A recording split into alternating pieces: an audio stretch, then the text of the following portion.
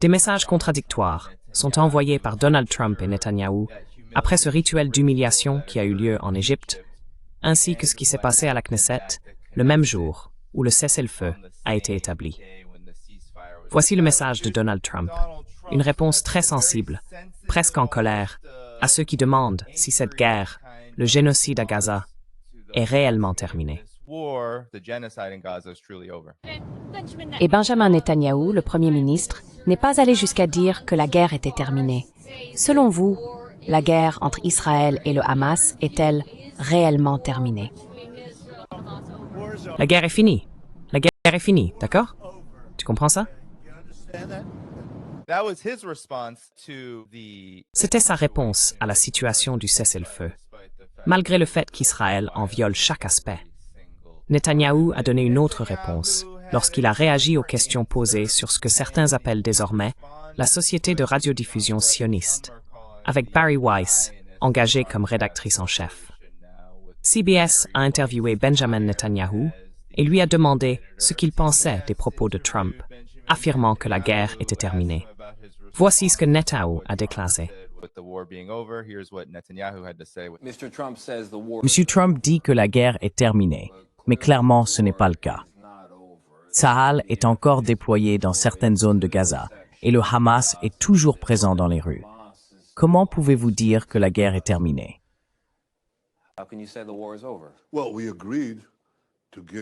Eh bien, nous avons convenu de donner une chance à la paix.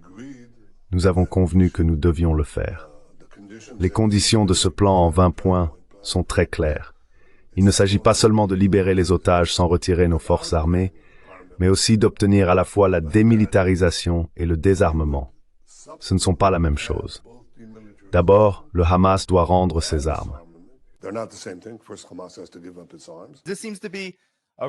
Cela ressemble vraiment à une grosse gifle pour Trump. Mais c'est en quelque sorte devenu une habitude depuis son arrivée au pouvoir. Il y a eu ce mélange d'inquiétude et de fanfaronnade de la part de Trump, puis Israël fait exactement le contraire de ce qu'il aurait soi-disant mis par écrit.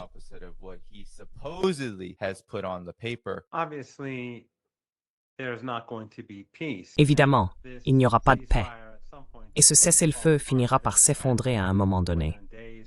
Je ne sais pas quand, dans quelques jours, semaines ou mois, je n'en ai aucune idée.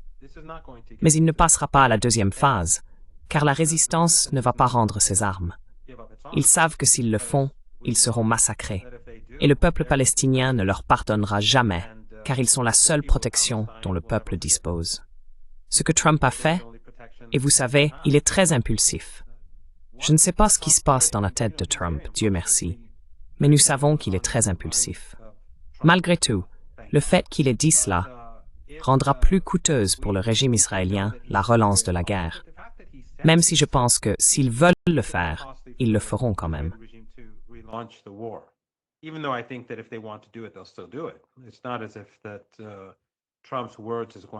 Ce n'est pas comme si les paroles de Trump allaient arrêter Netanyahou, mais cela rendra les choses plus coûteuses. Et je pense que ce sera le cas, parce que cela va humilier Trump. Trump aime humilier les autres, pas les Israéliens, mais nous avons vu en Palestine occupée comment il a humilié Adelson, et en Égypte comment il a humilié tout le monde. Mais si le régime israélien relance la guerre, ce génocide, cela ne va pas jouer en sa faveur. Parce qu'il a dit que c'était fini, et il a insisté sur le fait que c'était fini. Bien sûr, le régime va continuer à tuer des gens. C'est ce qu'ils font au Liban. Au Liban, chaque jour, ils mènent des attaques. Ils bombardent des maisons, des gens qui travaillent à reconstruire leurs habitations. Ils bombardent des personnes qui travaillent dans les champs. Ils bombardent des gens à moto.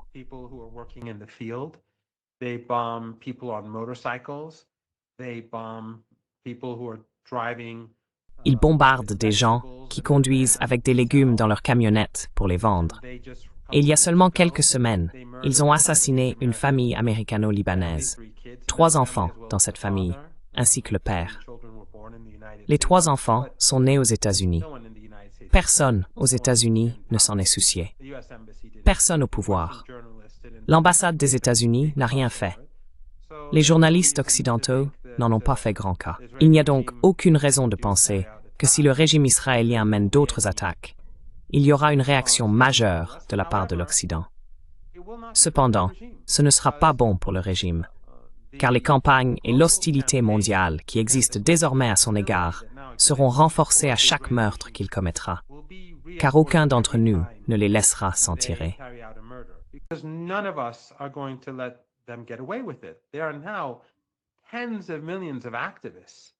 Il y a maintenant des dizaines de millions de militants à travers le monde qui observent ce qui se passe à Gaza.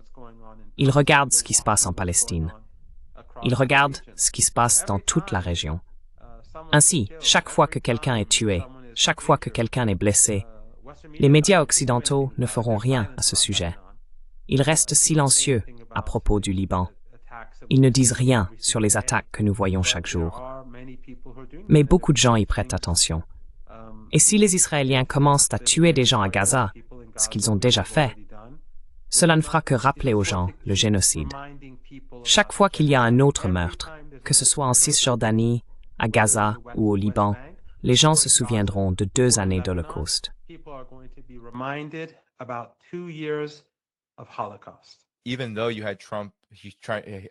Même si Trump essayait d'humilier tout le monde, certains très volontiers, comme le Premier ministre britannique Keir Starmer lors de ce spectacle de cirque au sommet d'Égypte, il semble qu'à chaque fois que Trump tente d'obtenir une sorte de répit pour lui-même, Israël, que Trump donne ou non le feu vert, Israël continue simplement. Et cela en soi est une forme d'humiliation, même si Trump ne le perçoit pas ainsi. Peut-être parce qu'il est tout simplement aussi sociopathe et narcissique. Ce génocide et ce qui se passe actuellement étaient en quelque sorte prévisibles. Cela pourrait expliquer pourquoi la résistance est restée aussi déterminée, même aujourd'hui.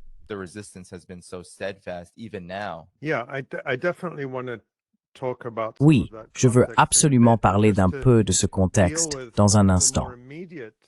Mais pour aborder l'aspect plus immédiat de ce qui s'est passé ces derniers jours, il est clair que Donald Trump voulait ce cessez-le-feu, tout comme il voulait celui de janvier, qui a duré jusqu'en mars, bien sûr, avec les violations habituelles d'Israël et ainsi de suite. La question est de savoir s'il y aura un suivi. En réalité, la seule garantie que ce cessez-le-feu se poursuive, comme vous l'avez noté, il est déjà violé de bien des manières. Néanmoins, ce n'est pas rien que pour la grande majorité des habitants de Gaza, les bombardements jour et nuit, les massacres de plus d'une centaine de personnes par jour se soient arrêtés pour le moment.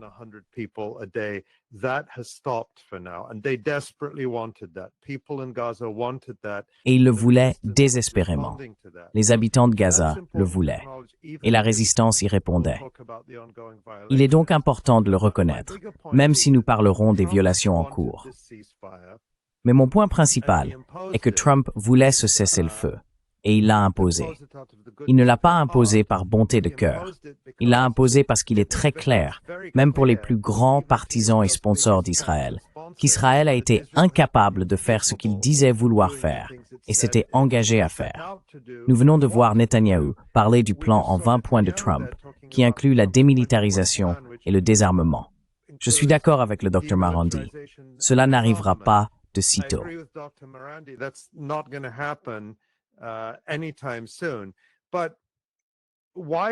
Mais pourquoi Netanyahou a-t-il besoin que cela vienne d'un soi-disant plan de paix de Trump?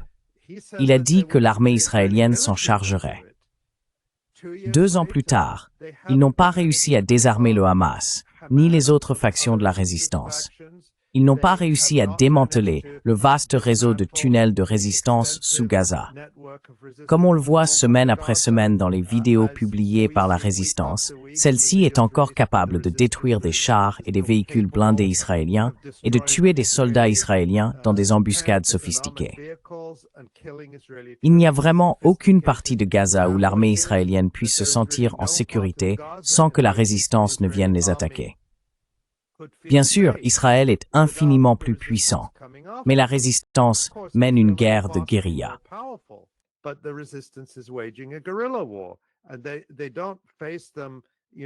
Ils ne les affrontent pas, tu sais, armée contre armée sur une ligne de front, comme dans une guerre classique. C'est une résistance qui harcèle les envahisseurs, rendant leur présence extrêmement coûteuse. Et la résistance à Gaza est encore tout à fait capable de le faire, et le faisait jusqu'au dernier jour avant ce cessez-le-feu.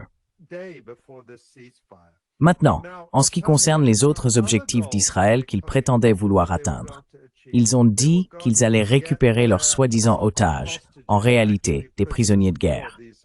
Ce sont tous des soldats d'occupation qui ont participé à des décennies d'apartheid, d'occupation et de génocide.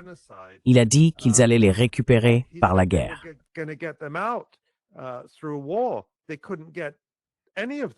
Ils n'ont pas réussi à en faire sortir un seul. Je pense qu'au cours des 2 dernières années, ils en ont sauvé quelques-uns, à un coût très élevé, mais ils ont tué bien plus de leurs propres habitants à Gaza, par des bombardements, par la famine, et ainsi de suite. Au final, ils n'ont pu les faire sortir que par des négociations. Et des négociations avec qui? Des négociations avec le Hamas, le groupe qu'Israël avait déclaré vouloir complètement détruire et éradiquer. Nous en sommes donc là, après 2 ans de génocide. Le Hamas est toujours là, et Israël doit négocier avec lui. La résistance est toujours là. Ils ont encore leurs armes. Et Israël n'a pas réussi à obtenir de véritables succès politiques, malgré la réalisation d'un holocauste sous les yeux du monde entier.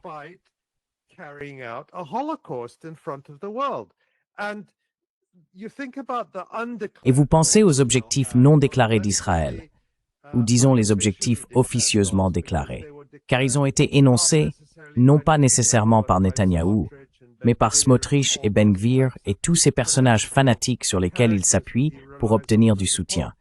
Ils voulaient procéder à un nettoyage ethnique de Gaza, expulser de force la population et la réinstaller ailleurs, reconstruire ces colonies juives fanatiques à l'intérieur de Gaza. Et ils ont complètement échoué à le faire. Les habitants de Gaza ont refusé de partir. Et nous avons tous vu, comme en janvier et encore ces derniers jours, qu'au moment où les habitants de Gaza en ont eu la possibilité, ils sont revenus en masse vers le nord.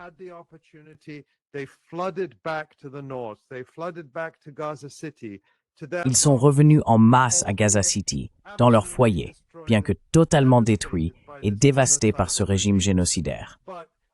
Mais leur ténacité et leur détermination à rester sur leur terre n'ont pas pu être vaincus par Israël, malgré les souffrances qu'Israël a infligées et continue d'infliger, en refusant de respecter son engagement de laisser entrer au moins 600 camions d'aide à Gaza chaque jour.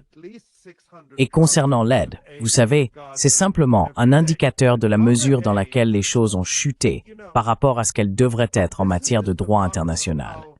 L'aide humanitaire, la nourriture, l'eau, l'électricité, rien de tout cela ne devrait jamais être utilisé comme monnaie d'échange. Tout cela est inconditionnel selon le droit international.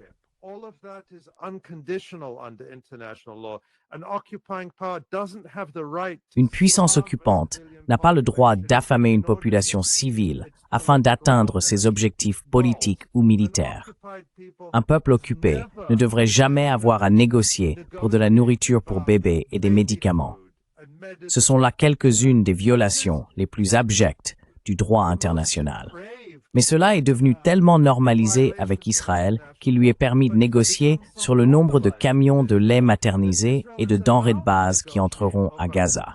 Pour dire, en somme, nous allons affamer des bébés parce que nous n'avons pas pu remporter sur le champ de bataille ce que nous avions dit que nous gagnerions. Et cette perversité est intégrée dans ce soi-disant accord qu'Israël est en train de violer. Je vais m'arrêter là, Danny, mais je veux revenir sur une partie du contexte historique dont tu as parlé.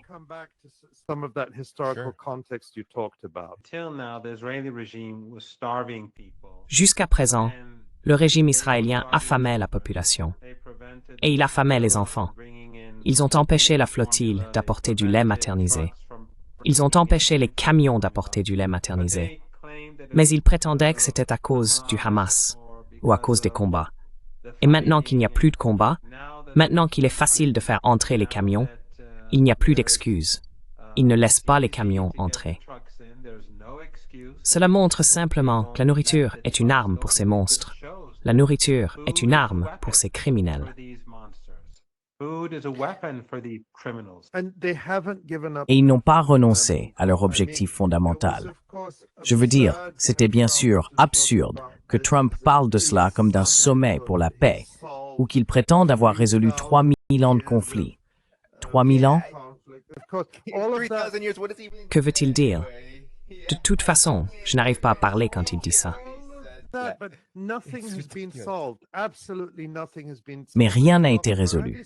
Absolument rien n'a été résolu. Et comme l'a dit le Dr Marandi, il est difficile de voir comment on pourrait même atteindre la deuxième étape de ce soi-disant plan Trump, car la résistance ne va pas remettre ses armes et se rendre. Pourquoi se rendrait-il, dans le cadre d'un accord, ce qu'Israël n'a pas pu gagner sur le champ de bataille, ou plus précisément sur le champ du génocide? Je ne vois pas comment nous allons y arriver. Peut-être que tu allais poser la question, Danny. Mais Trump a un certain sens du réalisme, dans la mesure où il a reconnu que le Hamas est la seule force capable de maintenir et de rétablir l'ordre à Gaza, et de nettoyer ces bandes de collaborateurs criminels engagés par Israël, composés de criminels et d'autres éléments qu'ils ont délibérément lâchés pendant le génocide pour voler l'aide, semer le chaos et s'enrichir sur le marché noir.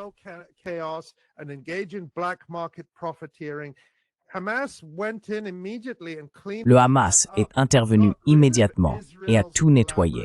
Il s'est débarrassé des collaborateurs d'Israël, s'est débarrassé des voyous d'Israël. Et Donald Trump en réalité félicitait le Hamas pour cela. Il a dit « Oh eh bien, nous leur avons permis de garder leurs armes pour l'instant, mais ils vont se désarmer, ou nous le ferons violemment. » Eh bien, ce ne sont que des paroles creuses, car Israël a essayé de le faire pendant 2 ans. Et si Israël n'a pas pu le faire, comment Donald Trump pourrait-il y parvenir? Va-t-il envoyer les marines à Gaza? Je ne pense pas que ce soit même une possibilité. Mais supposons qu'il le fasse. Vont-ils faire mieux que l'armée israélienne? Je ne vois pas cela arriver. Il y a donc une réalité à laquelle ils ont été forcés de se confronter, malgré la rhétorique.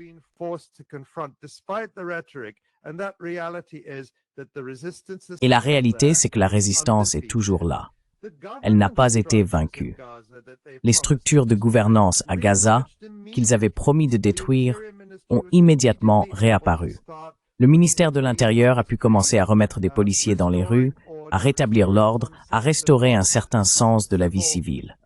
La municipalité de Gaza, malgré le manque désespéré de ressources et le fait qu'Israël, encore une fois, en violation de cet accord, tout comme il avait violé l'accord en janvier, n'a pas autorisé l'entrée d'équipements lourds à Gaza pour commencer à enlever les décombres et réparer les infrastructures de base.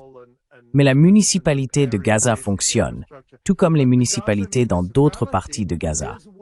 Ils n'ont donc rien accompli, si ce n'est un génocide, si l'on peut appeler cela un accomplissement.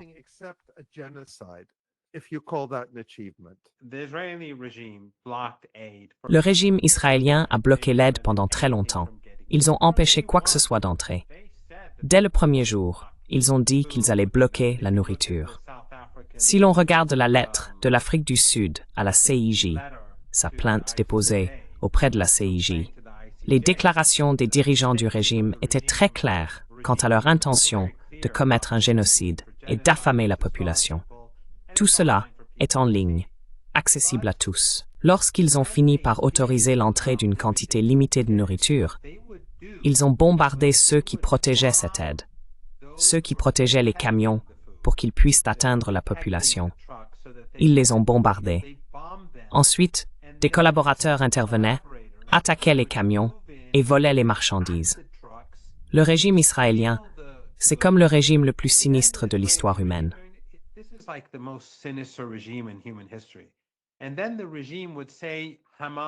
Et ensuite, le régime disait que le Hamas volait l'aide.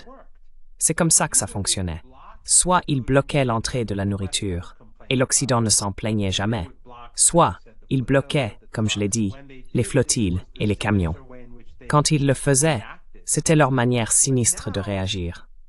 Mais maintenant, ils se dévoilent à nouveau en limitant la nourriture entrant à Gaza. Il y a maintenant un cessez-le-feu, donc les camions devraient pouvoir circuler. Mais ils disent « Non, nous n'avons pas reçu ce corps à temps » ou « Ce corps nous a été remis par erreur ». Ils utilisent simplement ces excuses pour pouvoir nuire aux gens, affamer les enfants, freiner leur croissance. Ce sont des monstres et ils sont totalement inutiles.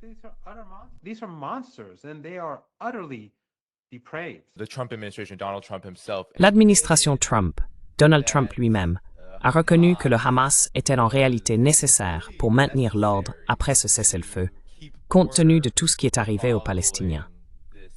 Mais ensuite, il a fait cette déclaration désespérée, qu'Ali a également mentionnée. Je voulais la diffuser parce que je veux que les gens entendent l'intonation. Souvent, ce qui se passe avec Donald Trump, c'est que lorsqu'il se trouve face à une situation intenable, que les États-Unis, ou lui-même, ne peuvent soi-disant pas contrôler, il commence à dire des choses, à la fois dans le fond et dans la forme, qui révèlent le caractère sans issue de la position dans laquelle se trouvent à la fois les États-Unis et Israël.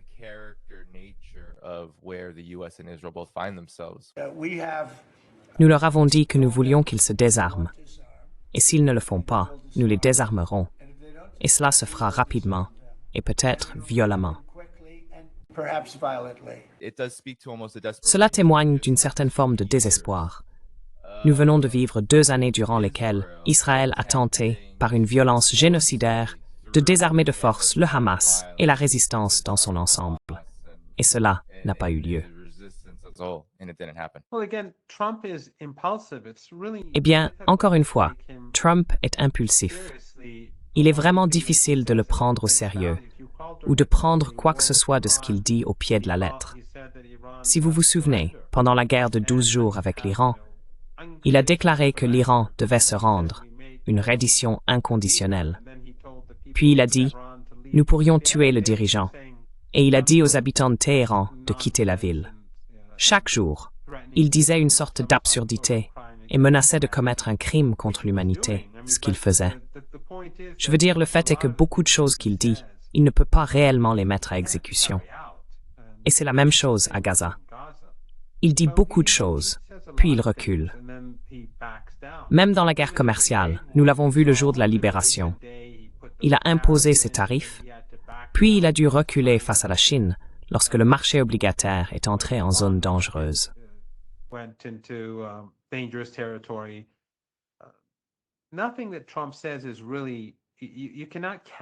Rien de ce que dit Trump n'est fiable.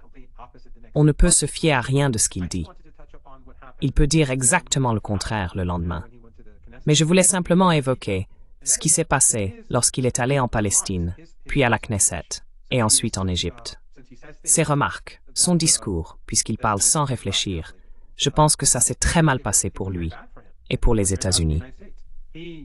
Il a essentiellement reconnu que sa politique étrangère est dictée par les sionistes, par la famille Adelson, et que le plateau du Golan syrien a été offert en cadeau au régime par Trump à cause d'eux.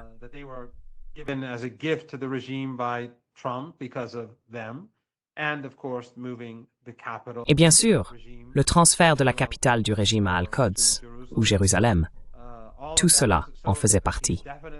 Donc il n'est certainement pas America First, et elle non plus, car il a reconnu que son amour pour le régime israélien, pour ce régime génocidaire, est plus fort que tout sentiment qu'elle pourrait avoir pour les États-Unis. Ce genre de choses n'a pas du tout été bien perçu. Par exemple, il s'est vanté, ou a ri, du fait que Netanyahou cherchait toutes sortes d'armes et que les États-Unis lui donnaient tout ce qu'il voulait. Il revendique donc en quelque sorte le génocide. Il dit « Oui, nous étions ensemble là-dedans ». Il admet simplement qu'il est génocidaire. Et puis, il y a eu l'humiliation que nous avons vue au Caire.